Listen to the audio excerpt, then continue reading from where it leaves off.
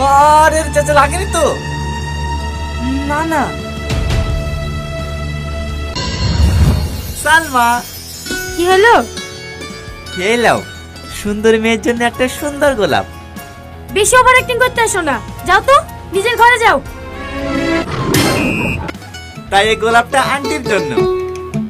আপনি এই ছবি কোথায় পেলেন? এটা আমার স্ত্রীর ছবি। আপনি সালমার আব্বা?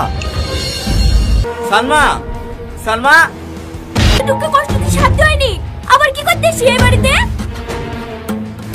দাঁড়াও নানি, সব বলছি। চাচা, এই জীবনটা নষ্ট করে তো সাধ্য হয়নি। বেড়াই বাড়ি থেকে, বেড়া। মা, মরিছে। এটা কে নানি?